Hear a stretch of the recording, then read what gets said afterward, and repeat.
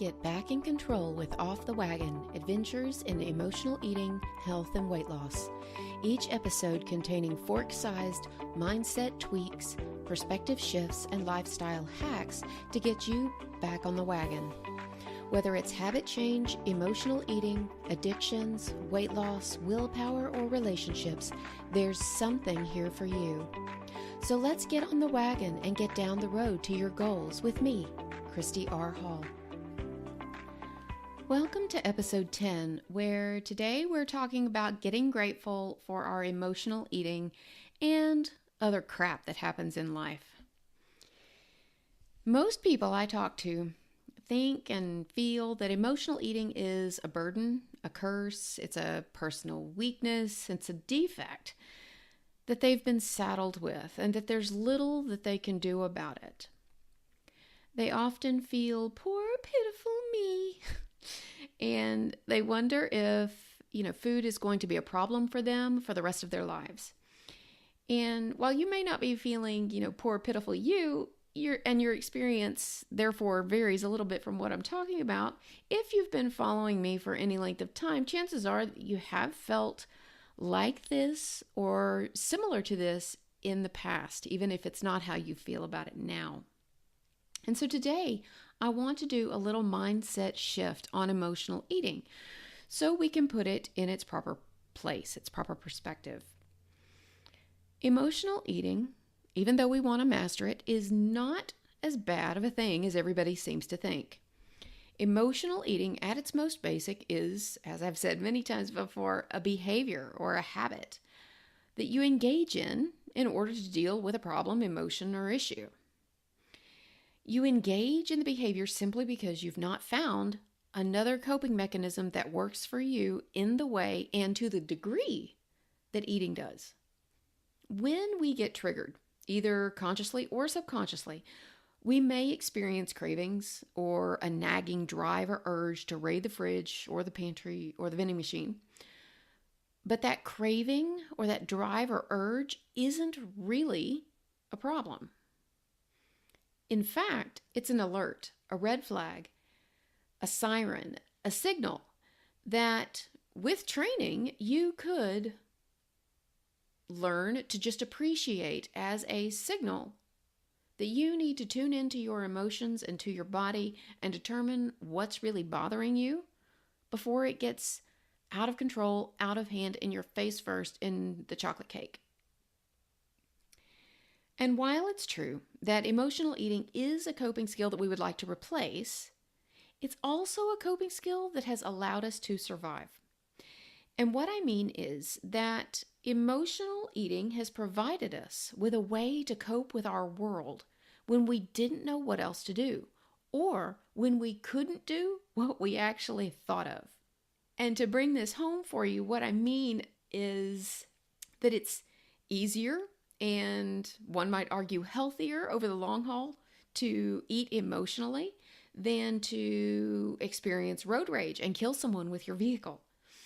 Your relationship may benefit from your emotional eating instead of, say, setting everything your spouse or your boyfriend or girlfriend owns on fire or throwing it into the nearest dumpster.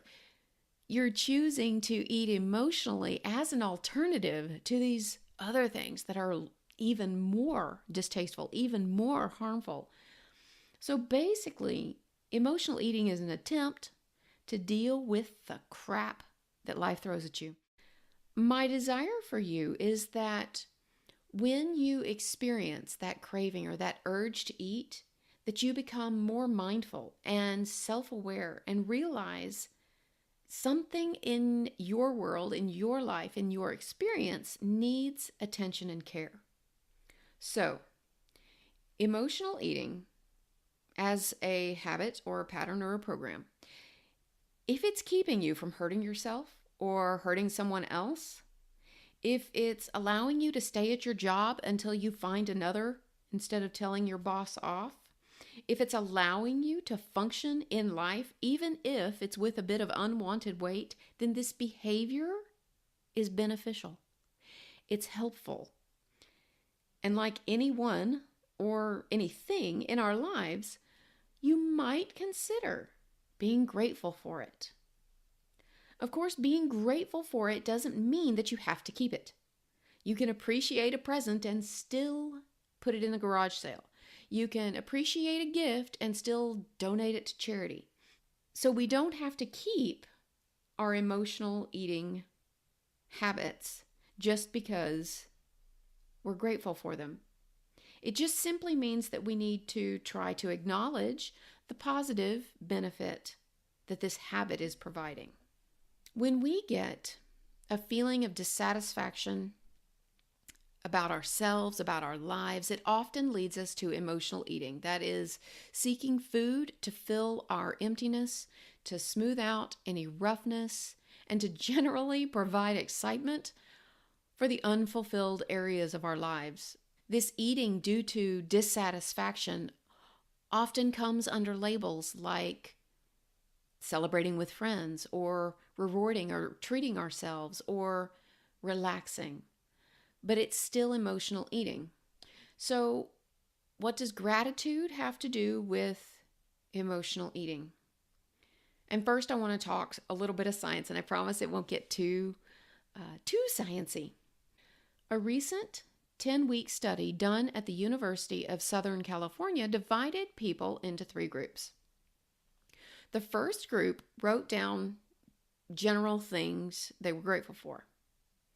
Group 2 got specific. They picked one thing that they were grateful for and then wrote 5 detailed sentences about why they were grateful for it. Group 3 listed out all the ways in which they felt they were better off than the next person. What's really interesting here are the results.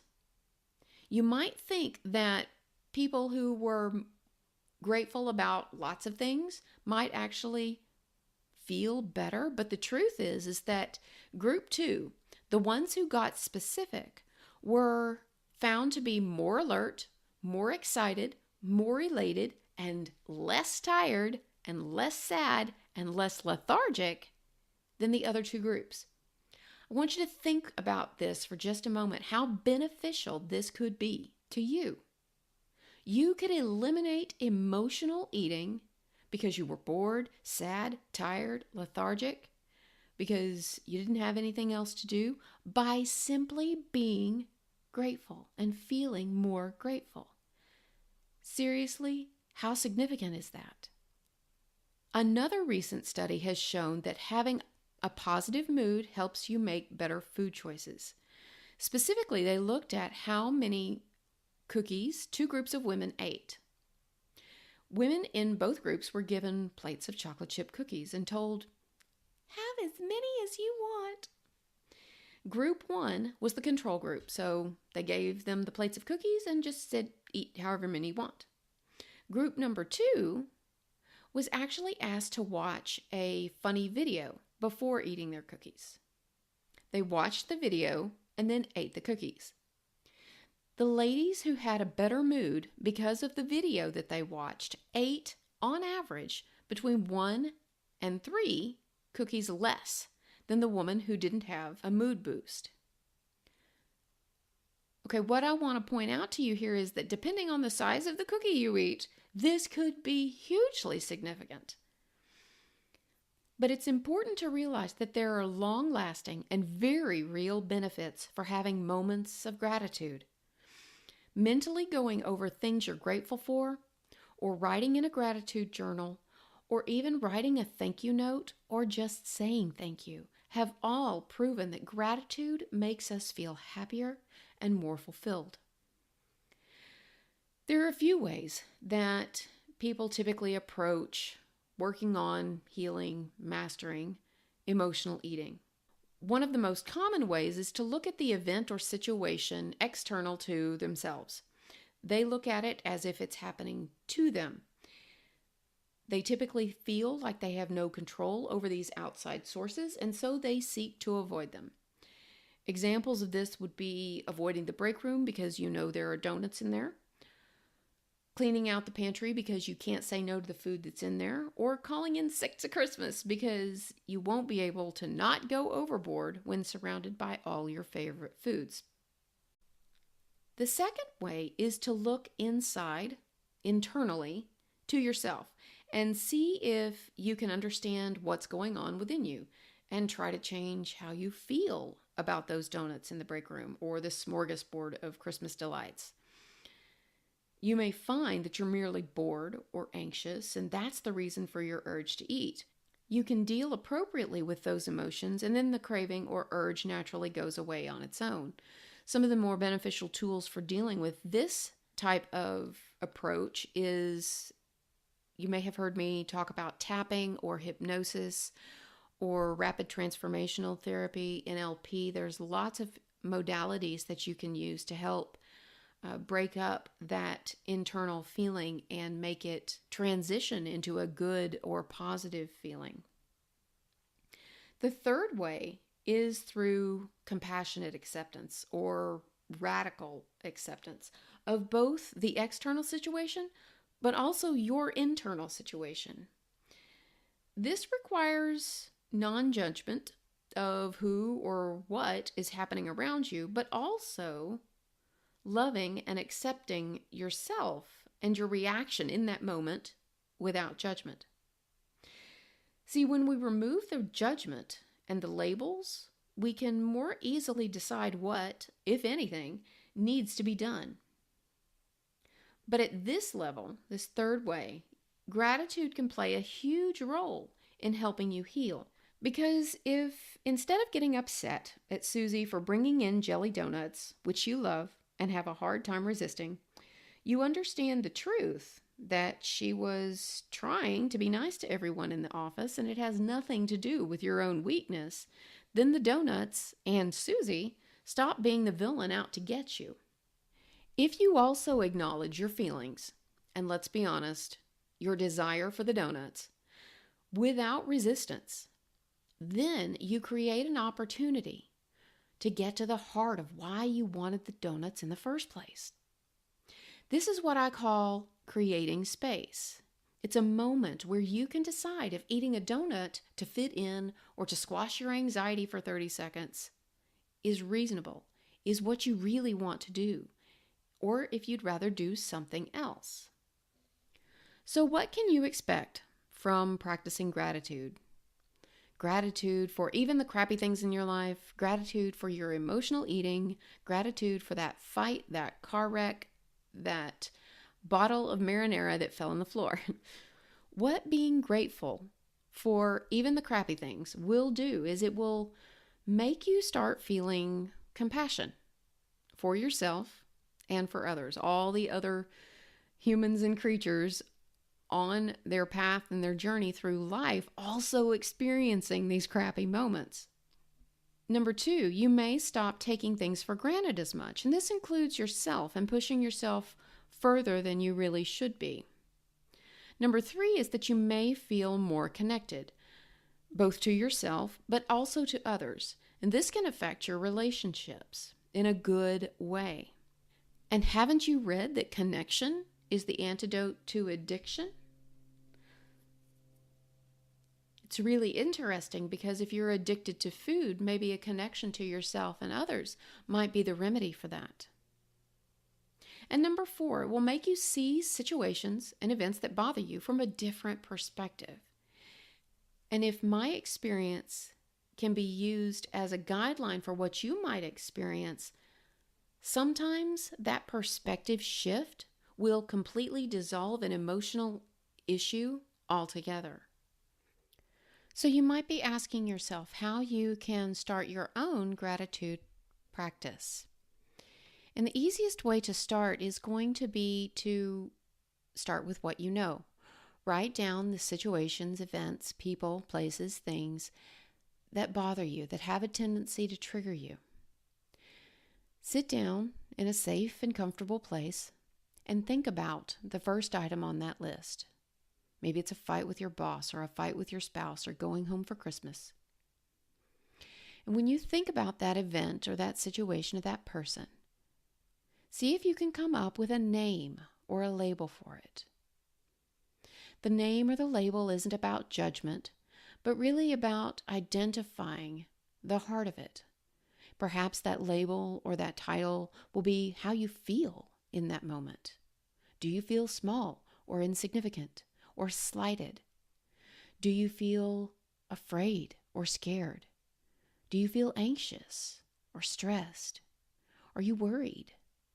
Write down the label or the title. Then, once you've done that, write down as many possible positive things, beliefs, ideas that came out of that moment. What can you possibly be grateful for having to deal with this experience or this person or this event? There's always a benefit. There's always something positive that can be gleaned from a situation. To use an example from before, there's actually a positive benefit to you breaking a bottle of marinara in the floor. It maybe provided you with an opportunity to be more creative with your meals. It may have given you an opportunity to get someone else's help in making dinner or cleaning the house. There's always something that you can find if you look hard enough that's positive in every situation or event that you might have already labeled as negative. So see if for each item on your list you can come up with at least 5 reasons to be grateful or positive outcomes for that negative or otherwise uncomfortable event. Repeat this process of identifying the trigger, giving it a label, and then writing down as many positive or grateful things you can think of, and see if your perspective on that event, that situation, that person, that place, whatever it is, changes. You might also consider setting aside some time during the day to write down 3 to 5 things that you are grateful for, and choose one of those things and get detailed about it. So if you are grateful for your house, why are you grateful for your house? Dive deep and really think about it, right? Okay, sure, it gives you, a place to sleep, or it keeps the rain off your head, but get a little bit more specific. How does having a house or owning a home, how does that make you feel? See if you can get more grateful about it. And the same goes for, your best friend, your spouse, your dog or your cat, parents, if you still have them. Of course, even if you don't still have them, it's a very beneficial exercise because it puts you in a different perspective. It puts you in a place where you can appreciate all the good things that are happening to you, even when the bad things are happening to you. I'm so grateful that you decided to listen in today. I hope that this has been helpful for you, and I hope that it allows you to find a little bit of compassion, a little bit of gratefulness for what you're experiencing right now. The truth is, no matter what's happening for you and around you, and even to you, the fact is that if you're listening to this, you're still alive. And while that may not feel like much on some days, it's something to be grateful for, because every day that you're alive, every moment that you're alive, you have the opportunity to make changes, to help someone else, to find compassion and love for yourself, to experience that moment where you are okay no matter what is going on around you. And that is really what we're after here, to be okay in each and every moment that we're in, or at least be able to know in our hearts that no matter where we are, we're always going to be okay. Thank you so much for tuning in and listening in. and sending in your comments and suggestions. I really appreciate you. I'm so grateful that you're here. If you have any questions or concerns or comments, feel free to reach out to me on Facebook or on my website, www.christyrhall.com. And also look for the links to the studies on the website so that you can do some of this gratitude research on your own. Thanks so much, and I'll talk to you soon.